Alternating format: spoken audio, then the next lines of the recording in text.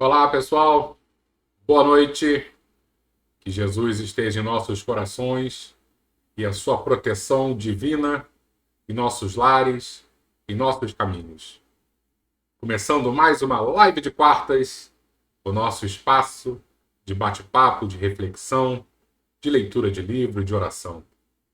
Aquele momento em que nós nos unimos virtualmente, os trabalhadores, os frequentadores, os amigos do Celeiro de Luz da Casa de Pedro e Nair, nosso centro espírita, Nair Montes de Castro. Espero que todos estejam muito bem. Já estou vendo aqui que as pessoas estão se movimentando, dando boa noite. Eu vou dar uma olhadinha. Quem já chegou para dar boa noite individualmente. Denise Ferraz, tudo bom? Boa noite, minha querida. Patrícia, como é que você está? Patrícia Valente. Espero que você esteja muito bem. Tereza, hoje conseguiu assistir, vai conseguir assistir por aqui, Tereza. Às vezes eu vejo você lá no YouTube, hein? Super beijo para você, minha querida amiga. Sérgio, parceiro tricolor, tudo bom? Abração para você, manda um beijo pro Bernardo quando você estiver com ele. Sua irmã, estou sempre com ela. Beijo. Socorro, como é que você tá? Um beijão para você, um beijo para seu Carlos. Que ele esteja muito bem, e você também. Silvia, boa noite, Silvia. Um beijo em você também, na sua família. Depois a gente tem que sentar. Manda uma mensagem para mim, Silvia, por favor, no WhatsApp, para a gente marcar uma leitura desse livro com você. Acho que vai ser bem legal a gente dividir esse espaço. Tá bom? Deixa eu voltar aqui para minha tela. E hoje vamos começar mais um capítulo. O capítulo 9 do livro A Caminho da Luz, psicografado por Chico Xavier, pelo Espírito Emmanuel. Esse livro, para quem não sabe, é um livro que trata sobre a trajetória da humanidade, né, sob a proteção de Jesus. E hoje, nosso estudo será muito, muito voltado a ele, e esse ele com o E maiúsculo, Jesus, o nosso mestre, e toda a influência que acabou exercendo nas religiões do passado e nas nossas vidas como um todo. Tá bom? Então eu acho que vai ser um bate-papo bem legal. Eu não sei vocês, mas eu estou gostando demais dessa leitura com todos daqui. E cada vez que eu releio um livro, eu consigo tirar coisas mais profundas, né, mais detalhadas, porque o livro é o mesmo, mas nós somos diferentes. E toda vez que a gente volta a ler, a gente está um pouquinho mais maduro e a gente consegue enxergar algo a mais. Assim como o Heráclito de Éfeso, acho que semana que vem a gente vai falar sobre os gregos. Heráclito de Éfeso dizia que tudo está em transformação. Então ninguém toma banho num rio duas vezes, né? Porque quando a gente entra, ninguém toma banho no mesmo rio duas vezes. Quando a gente entra no rio, na segunda vez, o rio já é outro. E aí eu gosto de fazer essa analogia com o livro. Ninguém lê o mesmo livro duas vezes. Pois quando vamos pegar a segunda, terceira, quarta vez, nós somos diferentes e a gente consegue extrair coisas muito mais profundas do texto. Tá bom? Então eu acho que podemos iniciar. Já temos bastante gente chegando aqui. Maria Inês, tudo bom, Maria Inês? Marisa, boa noite, Marisa. Muito bom entrar aqui e ver tanta gente conhecida, tanta gente legal do bem acompanhando a leitura desse livro. E o que eu preparei hoje para a gente? Eu vou fazer uma introdução um pouquinho diferente do normal. Nós vamos falar sobre a pirâmide de Maslow. Para quem não sabe, Maslow era um psicólogo americano, Abraham Maslow, e ele foi um dos grandes revolucionários da linha humanista da psicologia. E ele criou essa pirâmide que chama-se de pirâmide das necessidades. Então todos nós, seres humanos, temos necessidades, e ele criou esses níveis de necessidades. Então, quando a gente completa um nível que a gente consegue galgar, subir para um outro nível. Enquanto não resolvemos uma certa estrutura das nossas vidas, a gente não consegue ultrapassar. Por isso que muitas vezes a nossa vida não anda, é porque tem coisa para resolver em alguns níveis, enquanto a gente não resolver isso, a gente vai ficar um pouco preso em cima das nossas necessidades.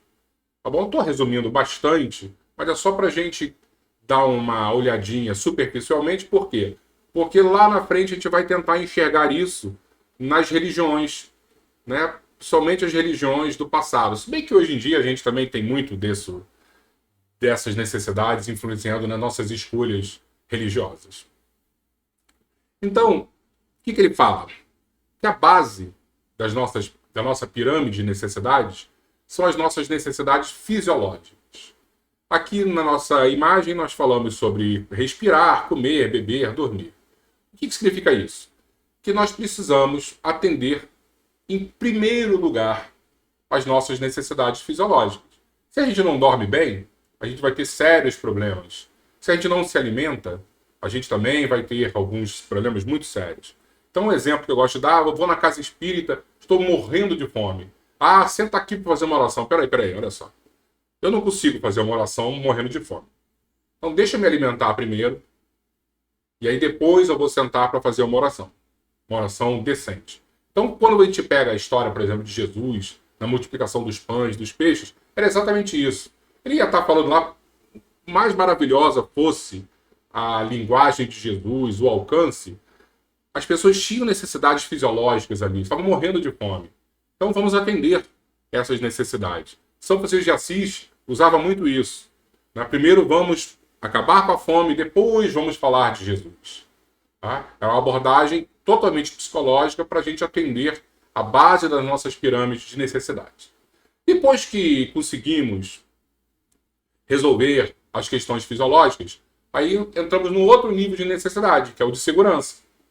Então, eu dentro da minha casa, se possível, né? O Rio de Janeiro é bem complicado a gente falar de segurança, né? Um péssimo exemplo. Mas vamos imaginar que a segurança aqui fosse realmente tranquila. Então você tem uma casa segura, ou um ambiente de trabalho bom, onde você não fica com medo o tempo inteiro. Às vezes a pessoa trabalha num ambiente extremamente hostil, ela está o tempo inteiro preocupada que vai ser demitida, então não se sente segura. Então, isso acaba tirando a paz de espírito dela. Ah, vamos falar de outros níveis. Não vai conseguir, por quê? Porque ela ainda está presa nesse nível de segurança, não vai conseguir galgar os níveis superiores das necessidades. Questões de saúde. Se você tem um plano de saúde, ou você tem uma saúde do governo que é boa, você acaba tendo mais tranquilidade na sua vida. Por isso que a gente enxerga, às vezes, nossas vidas tão complicadas, porque muitas vezes nós não conseguimos atender, né?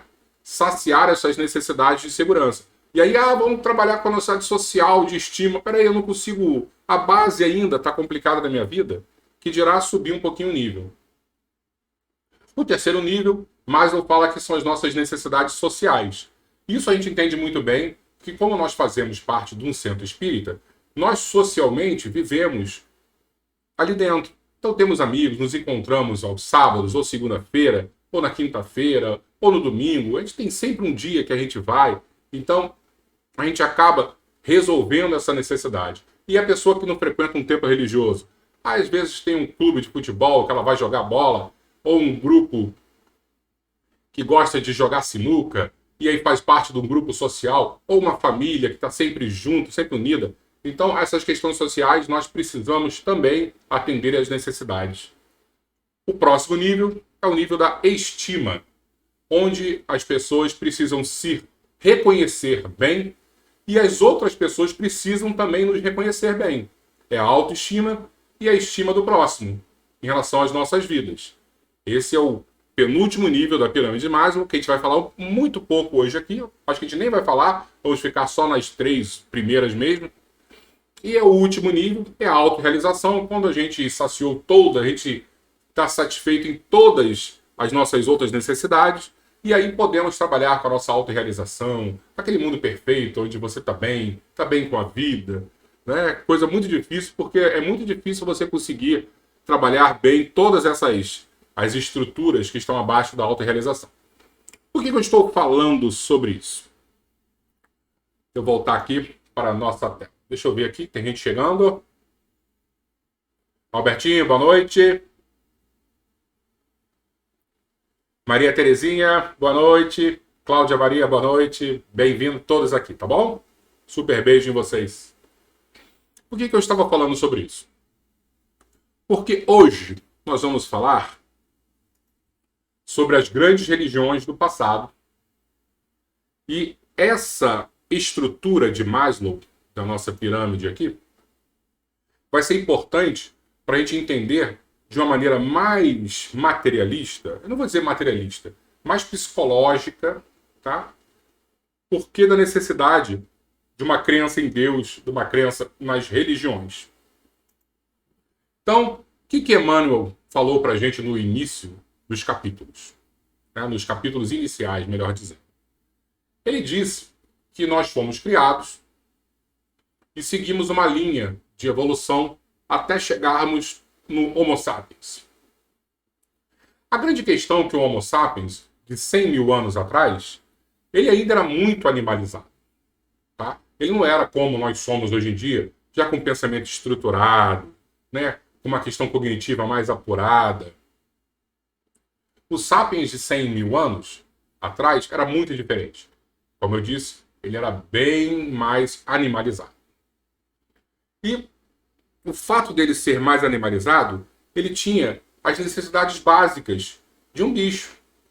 A gente sempre fala aqui dos instintos de sobrevivência, de perpetuação da espécie. Então, quando você é um bicho... Eu peguei esse exemplo aqui do nosso querido João de Barro. Ele está preocupado em quê? Comer, reproduzir suas necessidades básicas fisiológicas, o que a gente viu ali na pirâmide de Maslow, e segurança. São os dois níveis iniciais.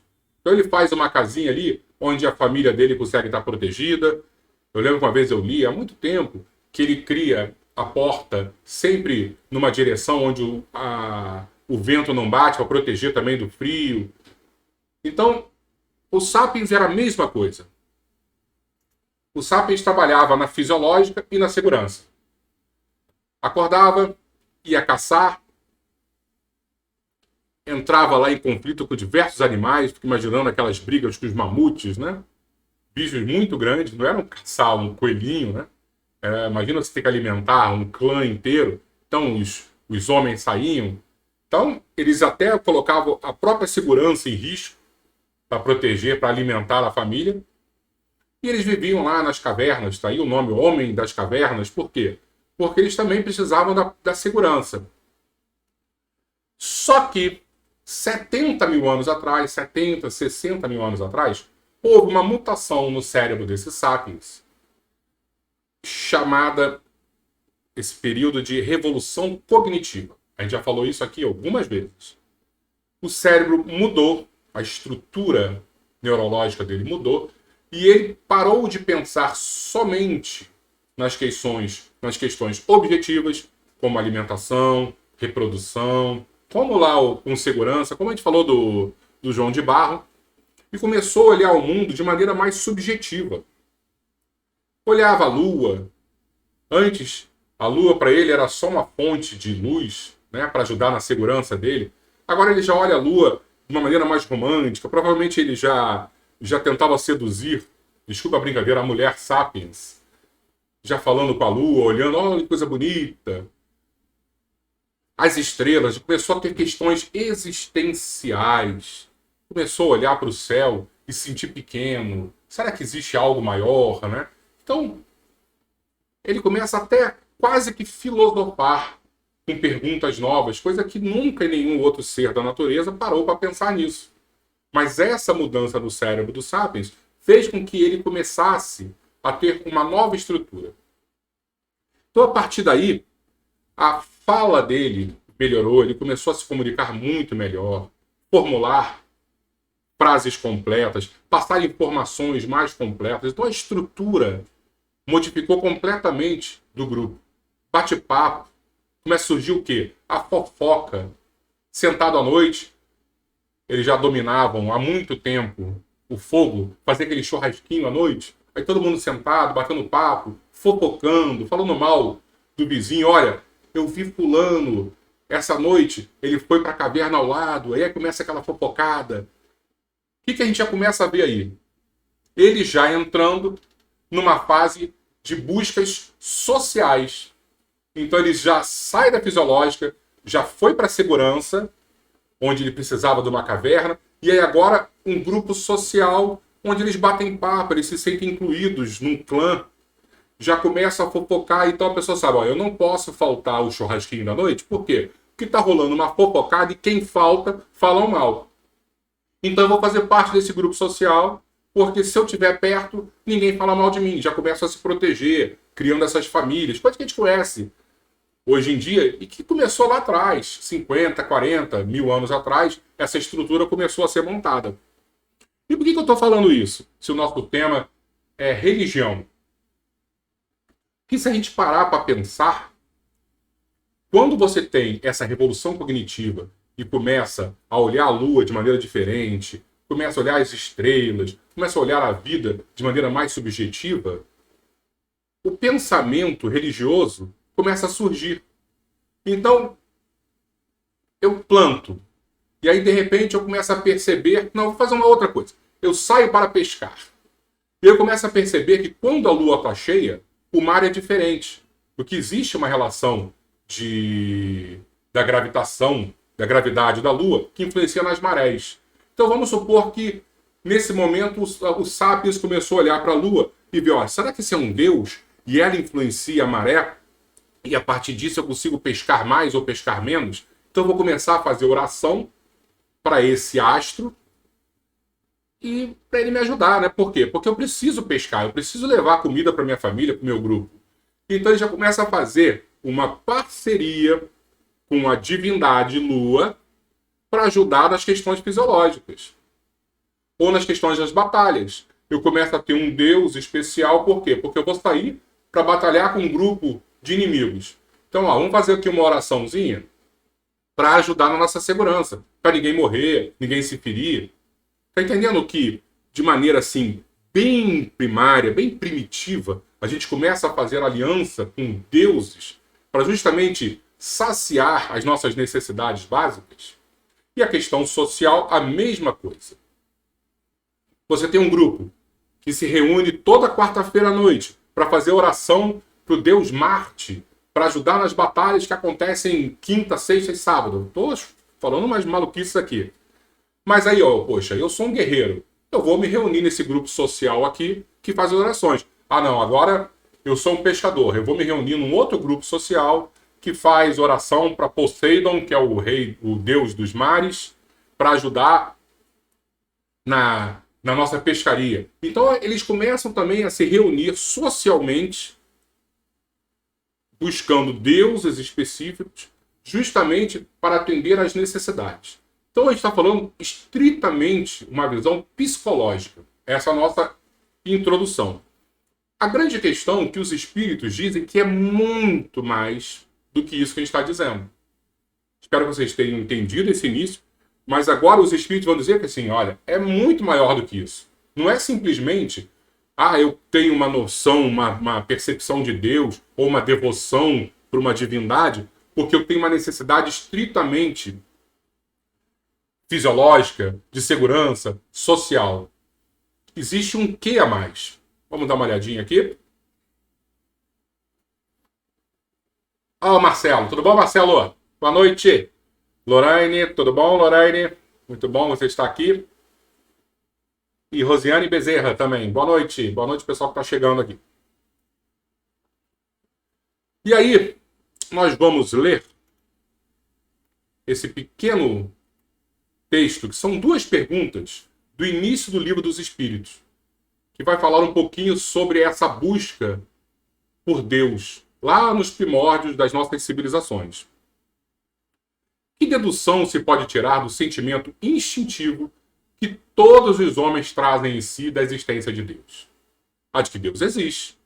Pois de onde lhes viria esse sentimento se não tivesse uma base? É ainda uma consequência do princípio, não há efeito sem causa. E aí Kardec continua. O sentimento íntimo que temos da existência de Deus não poderia ser fruto da educação, resultado de ideias adquiridas? Se assim fosse, por que existiria nos vossos selvagens esse sentimento? Então, os Espíritos nos dizem, na quinta pergunta e na sexta pergunta do Livro dos Espíritos, que essa ideia inata de que existe Deus, uma divindade, faz parte desse processo da nossa criação. É o DNA de Deus que já está dentro de nós. Nós já nascemos com ele. E que não adianta todos os grupos selvagens, principalmente, que não têm influência de educação, não têm influência, quando eu digo educação, de uma má educação, melhor dizendo, vão acreditar em Deus, porque Deus existe e está no nosso DNA. Ah, mas existem povos que não acreditam em Deus. Mas não é de baixo para cima, é de cima para baixo. É algum líder que chegou e falou assim, ó, acabou, porque a religião é o ópio do povo, como os comunistas. Vai na China comunista, você chega e fala, você não pode ter religião. Então o povo todo é ateu. Por quê? Que o povo quis assim? Não. É porque teve um ditador que colocou essa regra. Mas se deixar o povo escolher, não tenham dúvidas. Nenhum povo, nenhum grupo vai ser ateu por escolha própria. Todos nós temos o DNA de Deus e isso faz parte que as nossas escolhas, as nossas intuições aflorem e a gente se sinta parte dessa família. Perfeito? Eu acho que já podemos iniciar, então, a leitura do nosso livro A Caminho da Luz, no capítulo 9, As Grandes Religiões do Passado.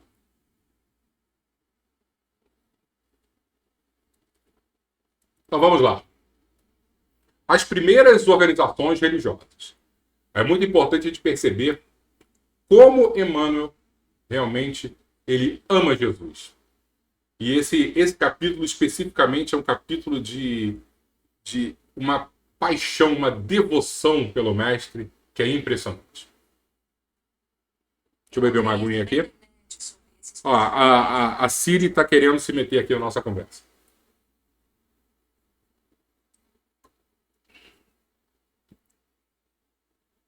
As primeiras organizações religiosas da Terra tiveram, naturalmente, sua origem entre os povos primitivos do Oriente, aos quais enviava Jesus, periodicamente, os seus mensageiros e missionários. E a gente já viu aqui, né? Que a região ali da Índia, você tinha os grandes mestres do passado, né? Que depois criaram as tradições védicas, né? Os livros, todos aqueles livros, Upanishads, que acabaram trazendo, até hoje em dia, grande fonte de sabedoria. Ou se você vai para o Nepal, né? Você tem Siddhartha Gautama, o Buda. A gente falou semana passada sobre o Lao Tse, que fez o taoísmo, o fundador do taoísmo, a religião da China. Ou Confúcio, o confucionismo. A gente falou um pouquinho também religiões do Irã, o zoroastrismo. Então nós temos diversas, e que o Emmanuel está dizendo que as primeiras organizações surgem no Oriente. Dada a ausência da escrita naquelas épocas longínquas, todas as tradições se transmitiam de geração a geração através do mecanismo das palavras. Todavia, com a cooperação dos degredados do sistema da capela, os rudimentos das artes gráficas receberam os primeiros impulsos, começando a florescer uma nova era de conhecimento espiritual no campo das concepções religiosas. Então, ele fala sobre a escrita. Só um parêntesezinho aqui histórico. A primeira notícia que nós temos de escrita surge na Mesopotâmia, na Suméria. E era essa escritazinha aqui que está acima aqui da minha figura, que é a escrita cuneiforme. E é uma forma de cunha, por isso que esse nome, um desenhinho. E aqui ao lado nós temos uma estela, né, que seria nada mais do que uma pedra desenhada com o código de Hammurabi, que foi escrito nessa escrita cuneiforme. Então nós temos como história, porque antes era pré-história, porque a gente não conseguia escrever. Depois que foi inventada a escrita, na Suméria, entramos na fase da história, então nós temos aí uns 5, 6 mil anos apenas de história da humanidade. Antes disso, chama-se pré-história. Então vamos voltar aqui ao livro. E lembrando que Emmanuel mais uma vez cita que a escrita foi desenvolvida justamente porque o pessoal de Capela veio. Se não houvesse essa migração de Capela, gente, até hoje, a gente provavelmente não ia ter roda, não ia ter, claro que ia ter, mas o nosso avanço intelectual teria sido muito, muito defasado. Eles ajudaram demais a gente aqui na Terra com todas essas novidades que eles trouxeram desse mundo distante. Os Vedas, que contam mais de 6.000 anos, já nos falam da sabedoria dos sastras, que eram os grandes mestres das ciências hindus, que os antecederam de mais ou menos 2 milênios nas margens dos rios sagrados da Índia. Vê-se, pois, que a ideia religiosa nasceu com a própria humanidade, constituindo o alicerce de todos os seus esforços e realizações no plano terráqueo. Né? É um grande complemento do Livro dos Espíritos, onde diz que a questão religiosa, a questão da divindade já vem com a gente, faz parte já do início da civilização, e Emmanuel está corroborando essa passagem do Livro dos Espíritos. E ele vai continuar, então, ainda as raças adâmicas. Deixa eu dar uma olhadinha aqui. Não podemos, porém, esquecer que Jesus reunira nos espaços infinitos os seres proscritos que se exilaram na Terra antes de sua reencarnação geral na vizinhança dos planaltos do Irã e do Pamir. Lembrando, então, que os primeiros grupos chegaram 12.000 anos atrás e se reuniram ali no planalto do Pamir, que a gente até, num dos capítulos anteriores, eu botei um mapinha, que era uma daquelas repúblicas da antiga União das Repúblicas Socialistas Soviéticas, né? Um Cazaquistão da vida, que não era Cazaquistão, é Turquequistão, eu não lembro mais o nome. E os planaltos do Irã também, eles começaram a reencarnar nessa região. Mas olha o que ele está falando nesse início desse parágrafo, isso é muito importante. Jesus reuniu nos espaços infinitos os seres. Então, antes deles começaram a encarnar, já estavam numa região do espaço, como se fosse uma cidade, um nosso lar das antigas, e eles começaram a chegar. Antes de encarnar, eles ficaram reunidos nessa região no plano espiritual. Tá? Obedecendo às determinações superiores do mundo espiritual, eles nunca puderam esquecer a palavra salvadora do Messias e as suas divinas promessas. Aí ele continua. As belezas do espaço, então desse lugar onde eles estavam esperando para reencarnar, aliadas à paisagem mirífica do plano que foram obrigados a abandonar, lá de Capela, viviam no cerne das suas recordações mais queridas. As exortações confortadoras do Cristo, nas vésperas de sua dolorosa imersão nos fluidos pesados do planeta terrestre, cantavam-lhes no íntimo os mais formosos hosanas de alegria e de esperança. Era por isso que aquelas civilizações antigas possuíam mais fé, colocando a intuição divina acima da razão puramente humana. A crença como íntima e sagrada aquisição de suas almas era a força motora de todas as realizações, e todos os degredados, com os mais santos entusiasmos do coração, falaram dele e de sua infinita misericórdia.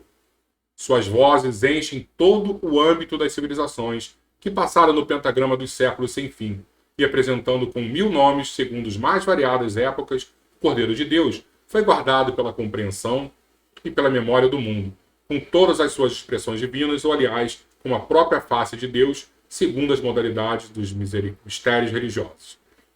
Então vamos imaginar. O pessoal sai de Capela e vem para cá. Eles não começam a encarnar todo mundo ao mesmo tempo. Não tinha gente para isso. Foi um processo muito lento que demorou milhares de anos. Eles ficaram no plano espiritual. E provavelmente Jesus chegou com o pé na porta nesse plano espiritual, falando coisas tão maravilhosas, trazendo ânimo, mostrando que eles iriam fazer coisas maravilhosas com os seres aqui que existiam no planeta, que esses espíritos nunca mais esqueceram de Jesus. Então, quando eles começaram a encarnar aqui na Terra, eles tinham uma recordação tão viva das promessas do Cristo, que o Cristo estaria com eles, que o Cristo reencarnaria aqui na Terra para ajudar Então, toda vez que aparecia um emissário de Jesus, como assim, Buda nasceu, eles achavam era Deus, Deus que reencarnou, ou o próprio Cristo. Então, eles confundiam isso. Então, quando Lao Tse vinha, ele era uma divindade. Quando Zaratustra vinha e se comunicou lá com o Espírito, se comunicou com Deus diretamente, porque o povo todo, eles tinham essa intuição de que Jesus estava muito próximo deles. Ele vai falar sobre a gênese das crenças religiosas. A gênese de todas as religiões da humanidade tem sua origem no seu coração augusto e misericordioso. Não queremos, com as nossas exposições, divinizar dogmamente a figura luminosa do Cristo, e sim esclarecer a sua gloriosa ascendência na direção do orbe terrestre, considerada a circunstância de que cada mundo, como cada família, tem seu chefe supremo ante a justiça e a sabedoria do Criador. Você vê como o Emmanuel, ele realmente tem Jesus no altíssimo degrau, né? Tanto que ele até fala, eu não quero divinizar, né? Dogmaticamente, desculpa. Mas ele tem que fazer isso, porque Jesus realmente está muito acima. Fora erro crasso julgar como bárbaros e pagãos os povos terrestres que ainda não conhecem diretamente as lições sublimes do seu evangelho de redenção, porquanto a sua desvelada assistência acompanhou, como acompanha a todo tempo, a evolução das criaturas em todas as latitudes do orbe. Então está dizendo aqui, ó, mesmo aqueles povos que nunca ouviram falar de Jesus, tal, não interessa. Jesus está ali, Jesus influenciou de alguma maneira, né? Porque todos eles tiveram lá os seus líderes religiosos, seus mitos, e Jesus faz parte desse mito, faz parte dessa liderança religiosa. Ah, mas ele não acredita em Jesus. Mas em quem ele acredita, Jesus está ali no meio. E Jesus influenciou todas as religiões do passado. A história da China, da Pérsia, do Egito, da Índia, dos árabes, dos israelitas, dos celtas, dos gregos e dos romanos está alumiada pela luz dos seus poderosos emissários. E muitos deles também se houveram no cumprimento dos seus grandes e abençoados deveres, que foram havidos como sendo ele próprio em reencarnações sucessivas e periódicas do seu divinizado amor. Então, alguns emissários foram tão bem-sucedidos que, mais uma vez, eu vou repetir, vou ser chato, esses grupos acharam que era o próprio Deus, era o próprio Jesus que estava ali encarnado. No Manayama Dharma encontramos a lição do Cristo, na China encontramos Forri, Lao Tse, Confúcio, nas crenças do Tibete está a personalidade de Buda, e no Pentateuco encontramos Moisés. No Alcorão vemos Maomé. Cada raça recebeu os seus instrutores, como se fosse ele mesmo, chegando das resplandecências de sua glória divina. Mais uma vez, Jesus nunca deixou a gente sozinho, isolado. Então, às vezes, nós estamos órfãos porque o Chico Xavier morreu, que Emmanuel não apareceu ainda encarnado. Não, não estamos. Ele está no meio da gente, estamos sempre protegidos. Todas elas conheceram intuitivamente a palavra das profecias, arquivaram a história dos seus enviados nos moldes de sua vinda futura, em virtude das lembranças latentes que guardavam no coração, acerca da sua palavra nos espaços, tocadas de esclarecimento e de amor. Acerca da sua palavra nos espaços. A gente não tem ideia do que é ter um contato com Jesus. Vamos imaginar, está todo mundo perdido, não tinha bonzinho ali, o pessoal foi expulso de um planeta, mas só o fato de Jesus chegar e falar com eles, isso já modificou profundamente o coração de muitos que ali estavam. Tá. Olhadinha. Ok? A unidade substancial das religiões. A verdade é que todos os livros e tradições religiosas da antiguidade guardam entre si a mais estreita unidade substancial. As revelações evolucionam numa esfera gradativa de conhecimento. Todas se referem ao Deus impersonificável, que é a essência da vida de todo o universo, e no tradicionalismo de todas palpita a visão sublimada do Cristo, esperado em todos os pontos do globo. É porque, como a gente não entende profundamente, a gente não conhece profundamente as demais religiões, nós não conseguimos fazer esse paralelo. Mas quando a gente começa a mergulhar e percebe que as religiões aguardavam a chegada de um ente superior, de um ser divino, era Jesus que eles esperavam. Os vários povos do mundo traziam de longe as suas concepções e as suas esperanças, sem falarmos das grandes coletividades que floresciam na América do Sul, então quase ligada à China pelas extensões de Lemúria e da América do Norte que se ligavam à Atlântida. Não é, porém, nosso propósito dar aqui outras questões que se não refiram à superioridade do Cristo e à ascendência do seu Evangelho, nesses apontamentos despretensiosos. Citando, porém, todos os povos antigos do planeta, somos compelidos a recordar igualmente as grandes civilizações pré-históricas que desabrocharam e desapareceram no continente americano, de cujos cataclismos e arrasamentos ficaram ainda as expressões interessantes dos incas e dos astecas, que, como todos os outros agrupamentos do mundo, receberam a palavra indireta do Senhor na sua marcha coletiva através de augustos caminhos. Até na América, esses grupos receberam indiretamente a palavra de Jesus. Então, quando a gente começa a estudar sobre os Incas, a gente vê alguns desses grandes líderes religiosos que usavam umas expressões que tinham simbolismo, né? Eu vi um Inca que até crucificado esse cara morreu. Aí você vê como existiam paralelos, né? E que, de alguma forma, buscavam essa figura do Cristo. E aí está falando de muito antes dos espanhóis chegarem na América. Eles não tinham essa informação, mas lá estavam eles também, todos esses povos, de alguma maneira, em contato indiretamente com a mensagem do Cristo. As revelações gradativas.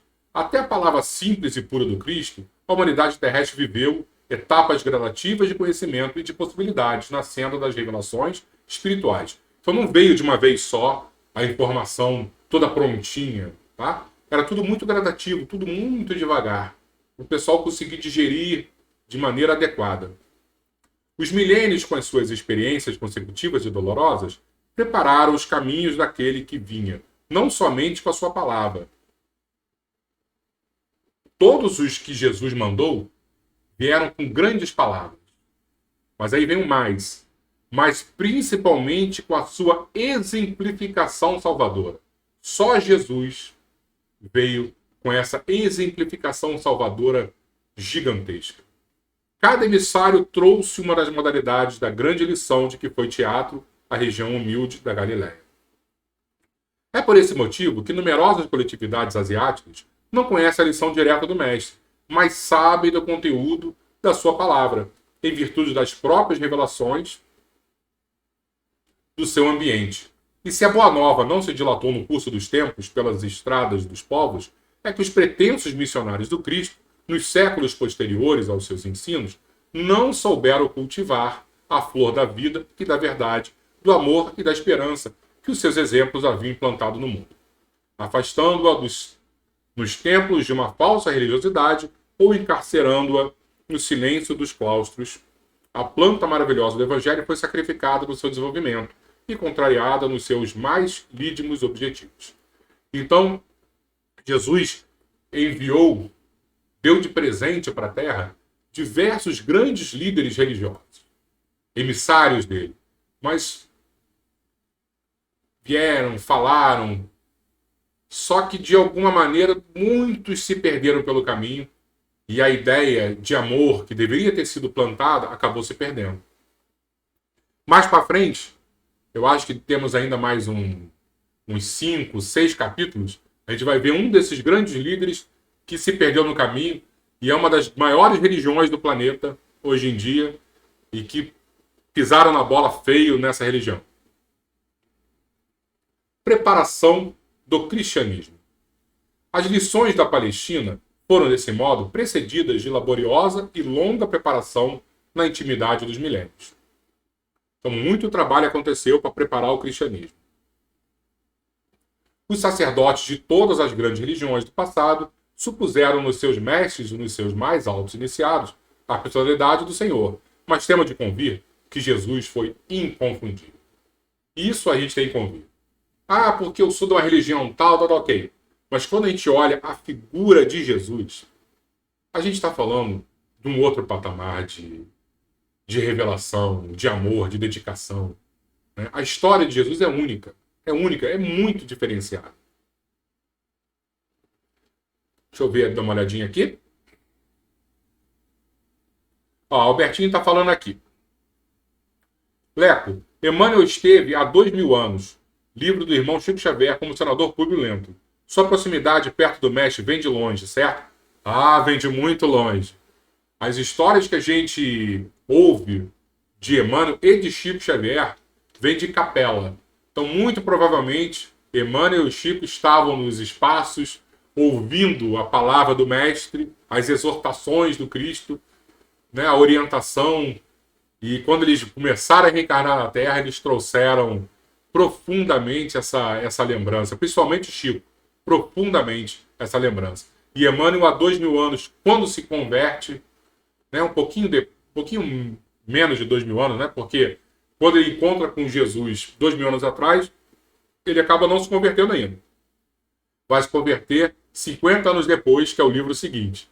E aí, depois disso, ele vestiu a camisa do cristianismo e olha que ser espiritualizado.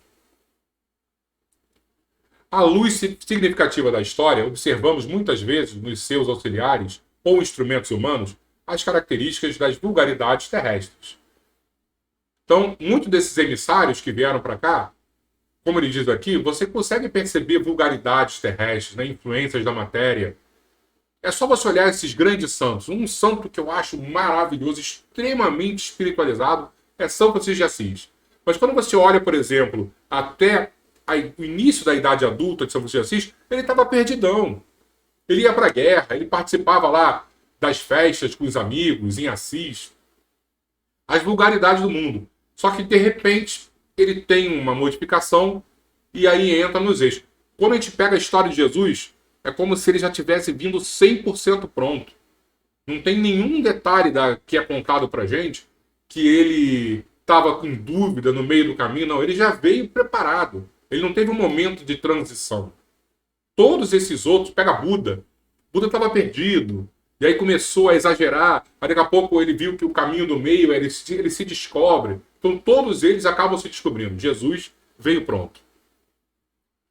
Alguns foram ditadores de consciências enérgicos e ferozes no sentido de manter e fomentar a fé. Outros traídos em suas forças e desprezando os compromissos sagrados com o Salvador, longe de ser instrumentos do Divino Mestre, abusaram da própria liberdade, dando ouvidos às forças subversivas da treva, prejudicando a harmonia geral. Então está dizendo os deslizes desses espíritos que aqui vieram. Né?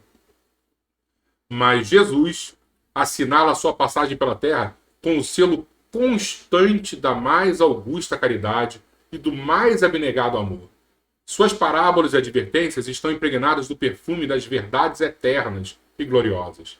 A manjedoura e o Calvário são lições maravilhosas, cujas claridades iluminam os caminhos milenários da humanidade inteira, e, sobretudo, seus exemplos e atos constituem o roteiro de todas as grandiosas finalidades do aperfeiçoamento da vida terrestre.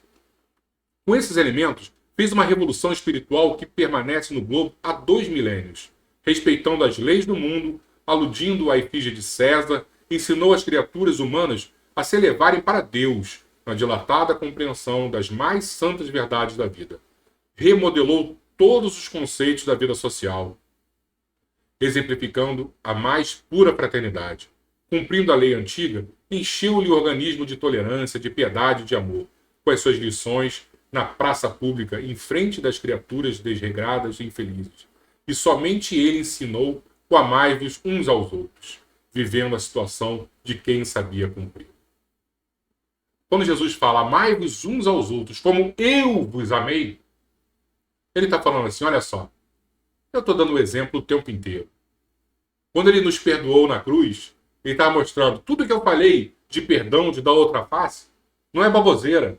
É verdade, nós temos que fazer isso. Eu estou aqui para exemplificar. Então o Emmanuel ele começa a discorrer aqui a grandiosidade do Mestre. Os espíritos incapacitados de o compreender podem alegar que as suas fórmulas verbais eram antigas e conhecidas, mas ninguém poderá contestar que a sua exemplificação foi única até agora na face da terra. Isso é verdade. Ah, porque Zaratustra falou isso antes de Jesus, que tem gente que fala que todo mundo, né, que Jesus copiou todo mundo. Mas Jesus pode ter copiado. Por mais que eu acredito que não. Mas vamos supor que sim. Mas ele exemplificou perfeitamente todos os ensinamentos do passado. A maioria dos missionários religiosos da antiguidade se compunha de príncipes, de sábios ou de grandes iniciados, que saíam da intimidade confortável dos palácios e dos templos. Mas o Senhor da semeadura e da seara era a personificação de toda a sabedoria, de todo o amor, e o seu único palácio era a tenda humilde de um carpinteiro, onde fazia questão de ensinar à posteridade que a verdadeira aristocracia deve ser a do trabalho, lançando a fórmula sagrada, definida pelo pensamento moderno como coletivismo das mãos, aliado ao individualismo dos corações. Coletivismo das mãos, aliado ao individualismo dos corações. Síntese social para a qual caminham as coletividades dos tempos que passam, e que, desprezando todas as convenções e honrarias terrestres, preferiu não possuir pedra onde repousasse o pensamento dolorido, a fim de que aprendessem os seus irmãos a lição inesquecível do caminho da verdade e da vida. Cara, Emmanuel escreve muito bem. Meu Deus do céu. Então chegamos ao final de mais um capítulo.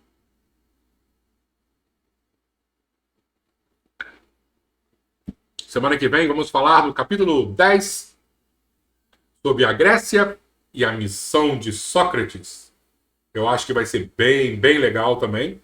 Ainda mais quem gosta da cultura grega. Vamos entrar nessa parte do livro. Acho que vai ser bem divertido. Enfim. Espero que vocês tenham gostado de hoje, da nossa pequena leitura. Como o Albertinho está dizendo, vamos colocar o nosso copo d'água aqui ao lado para fluidificação. E esse momento, depois de tanto que a gente falou de Jesus, eu fico imaginando como os nossos lares estão impregnados dessa energia que vem do alto, que Jesus nos alimenta com paz, com harmonia, com saúde física e principalmente saúde espiritual, que é a grande saúde, né? Que é a causa verdadeira de todo o nosso equilíbrio, é a nossa saúde espiritual. Então, acho que está na hora da gente fazer a nossa oração final e depois a gente voltar para nos despedirmos. Vamos lá?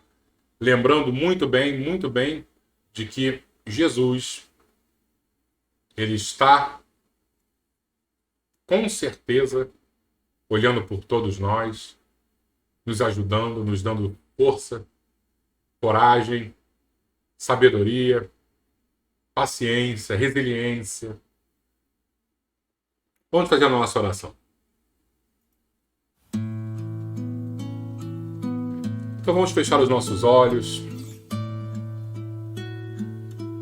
Vamos lembrar da figura do Mestre, o pastor de todas as ovelhas. Aquele que nos protege, que nos guia, que nos orienta. Quando estamos perdidos, ele deixa as 99 ovelhas em segurança e sai para nos buscar. Conhecendo as nossas necessidades, não demora muito a nos encontrar. Sem reprimenda, coloca no colo e retorna para a segurança do seu lar. Jesus amado, aqui estamos, Senhor, pedindo agradecendo, louvando. Que teu amor entre em nossos corações, transformando as nossas vidas verdadeiramente. Que a tua paz esteja em nossos lares, pintando de harmonia as paredes de cada canto das nossas casas. Jesus amado, cuida dos nossos familiares, dos nossos amigos, dos nossos vizinhos, mas cuida principalmente, Senhor, daqueles que ainda não te conhecem, principalmente daqueles que te negam. Esses são os mais necessitados. Leva esses corações o seu sagrado manto de luz e acalma aqueles que estão desesperados, tão necessitados do teu amparo. Obrigado, querido amigo. Obrigado, Deus Pai, por nos permitir esse contato tão íntimo com o Mestre dos nossos corações. Obrigado, Maria Santíssima, e como mãe, cuida de todos nós. Que a tua paz esteja sempre conosco, hoje e sempre. Assim seja, Senhor.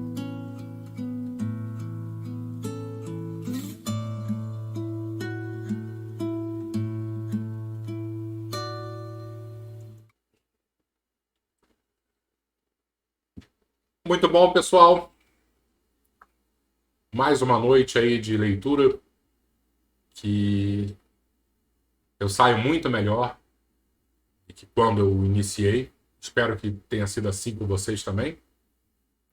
E espero que vocês estejam gostando, assim como eu estou gostando de reler esse livro, que é um livro que realmente modifica a minha vida, a minha tela mental, né? Esses minutos que a gente bate papo aqui realmente são muito bons. Boa noite a todos.